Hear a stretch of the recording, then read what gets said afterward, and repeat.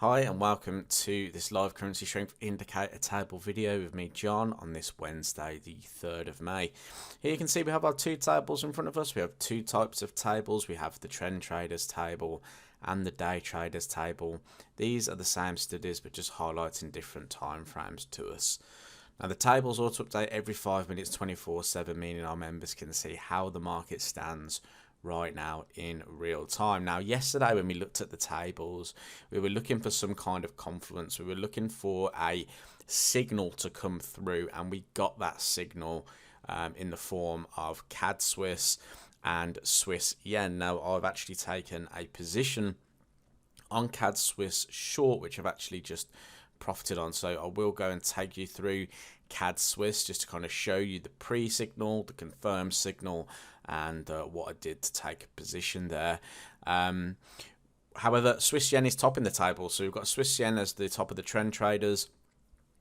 Obviously we've got yen here as being the weakest currency on the day trader side of things. Now we did kind of look at a couple of yen pairs. We looked at euro yen yesterday, we looked at CAD yen yesterday, and we said that either the pairs were coming into an area of resistance or we need to see some kind of pullback. So when looking at the sort of signal on Swiss yen, it's saying that we should be a buyer.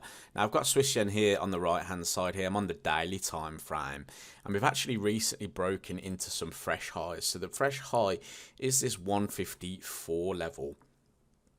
Now, if price breaks into a fresh high, you don't particularly want to be going long necessarily straight away. Again, we want to be able to see if the market can pull back to support, because we want to be buying at the lower prices and seeing if price can trade higher according to the tables.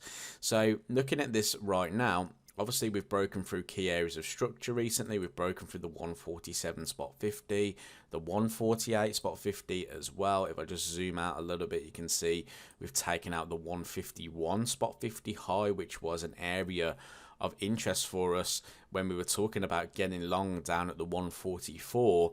We've even breached that 150 target now, which was something we didn't quite expect to happen. We expected a little bit of a pullback before that zone, but price has rallied through. So if you're still holding down from the 144 area, you're about 950 pips up on this move now.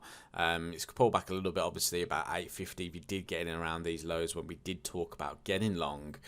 And that is an incredible move. So if you are in that, then this is a good time to start taking some profits from that move and looking to add in on pullback. So the 150 is going to be a very interesting area, because not only is it this high that formed back in September of 2022, it's also an area of recent resistance. So you can see these highs on the 24th and 25th of April. Price tried to breach that 151 spot 50, rejected, pulled back.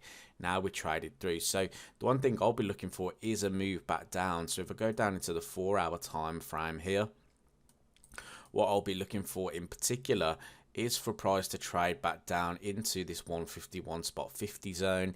If we then start to see some evidence of buying, what I mean by that is, do we see those kind of changes of trend patterns? Do we see the double bottom, the inverse head and shoulders?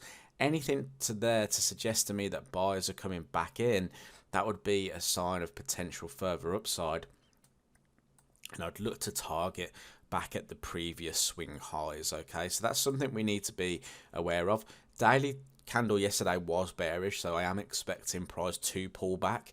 So we need to wait for that retracement phase, or at least the pullback phase, where price can come back to a previous area of resistance now turned support.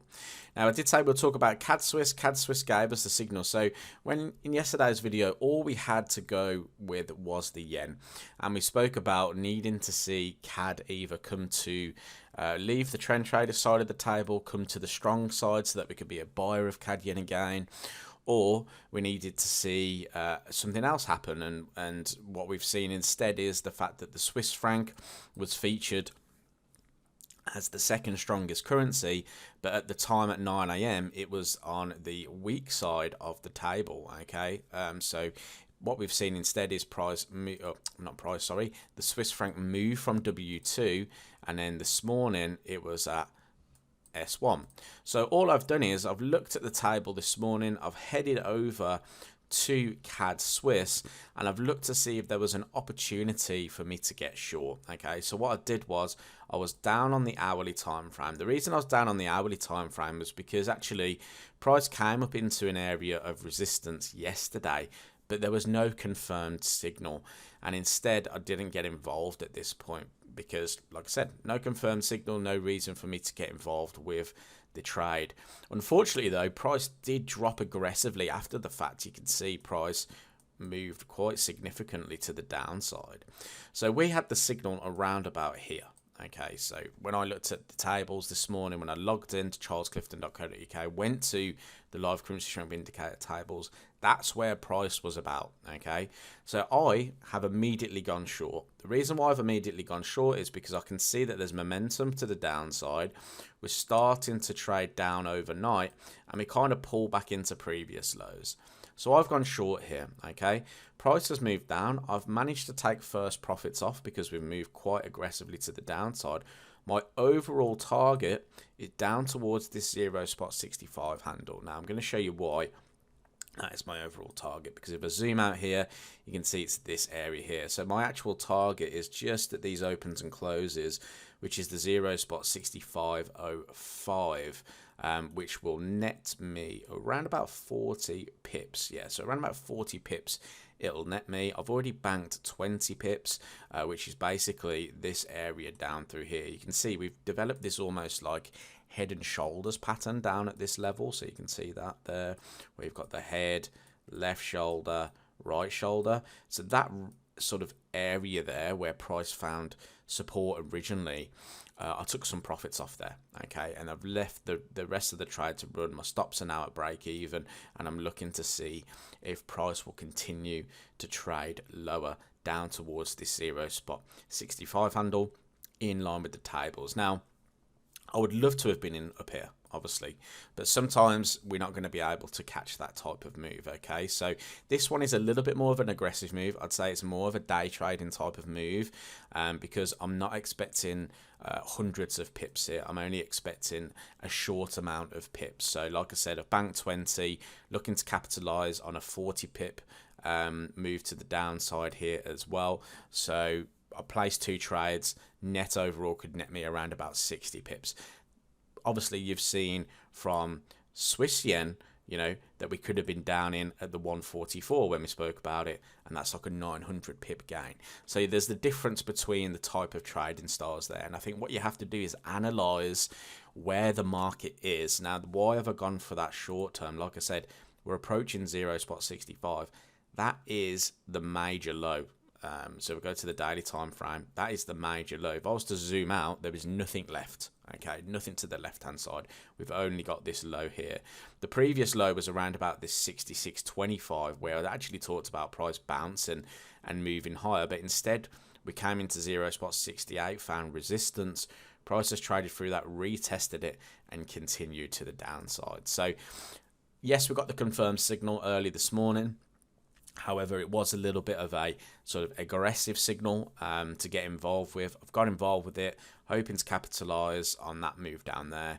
And yeah, we'll see what happens next. I think Swiss yen is definitely one to watch in the near future, though. We'll see if price can pull back a little bit deeper before looking for any kind of opportunities on this one. Hopefully that all made sense. If it did, then I hope you enjoyed it, and yeah, that's how you can use the tables to capitalize on a potential move. So I'll speak to you in the next video.